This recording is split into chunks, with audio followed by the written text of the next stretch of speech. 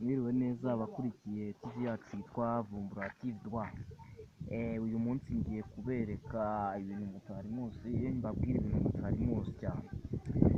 Uburyo ngiye kubabwira ni uburyo bugira butya buti: uburyo ki wagarura amafoto n'amavideo muri telefone yawe byasibamye.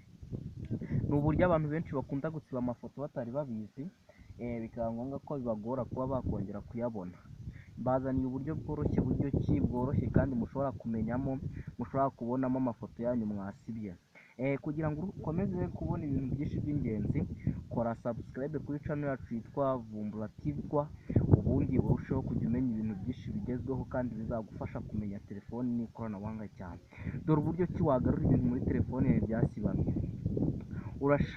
Urajya ahandi dusanzwe tudawunirodingira, abantu benshi barahazi, aho dusanzwe tudawunirodingira kuri aka kantu kitwa Play Store, ugakirikeho.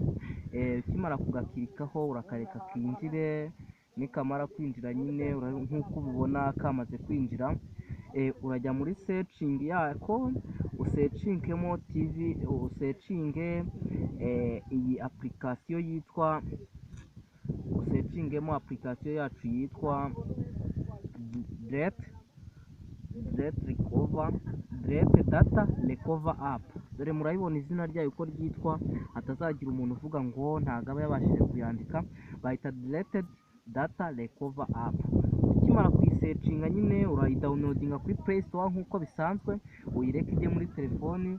Ukimara kuyishyira muri telefoni uraza uyinjire. Ukimara kuyinjira urayitegereza ibanze irangize kwinjira, utegereza akanya katari kanini kandi katari na gatoya, ikabanza ikinjira.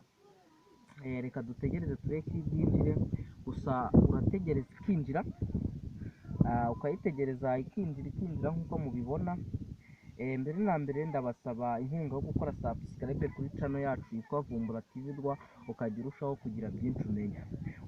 Sawa rero, iyo ikimara kwinjira uhita ubona tablo ya photo, video, app, contact, ibintu wasibye. Noneho niba warasibye amafoto warayabuze, uhita ukora ku mafoto. Dore nk'ubu ngubu ibi bintu iyo bije urabyirengagiza, ibi ni ibyo kwamamaza. Ugakora kuri get start, ugatangira. Urabona ukimara kugera aha bakweretse start, urakora muri start yawe nk'ibisanzwe. Ibyo nari ndi kubabwira dore ngibi. Ukimara gutangira dore batweretse recover image, batweretse recover video, dore ngiyi, batweretse audio, batweretse application, batweretse contact. Bakimara kubitwereka urugero, wenda example wasibye amafoto, urifuza kugarura amafoto yawe wasibye, urakora kuri recover image, utegereze akanya gatoya, utegereze ko irangira, uyitegereze imare kurangira. Utegereze, ni ugutegereza, bisaba gutegereza, ntabwo ari ibintu bisaba kurambirwa, urategereza rwose nta kibazo. Nanone mbashishikariza gukora subscribe kuri channel yacu yitwa Vumbura TV Rwa, uzagenda umenya ibintu byinshi kandi bizagira akamaro utari uzi. Urabona nk'ubu ngubu ukimara gukoraho bahise batwereka ibintu byose twasibye muri telefone. Urabona ngibi byose, nk'urugero ufite nk'ikintu ushaka gukoraho nk'ifoto wasibye, wayikoraho, dore ngiyi, ukayikoraho, ugahita uyemeza nyine rwose. Ukiyikoraho ubwo uhita ukora kuri aka kantu kari hano hepfo. Urabona ukimara gukoraho bahita bakwereka ko select photo has been restored, ubwo yamaze kujyaho rwose. Ubwo rero mbasabe inkunga yo gukora subscribe, uhita ujyana hano ukayireba. Dore ngiyi foto yanjye yagezeho.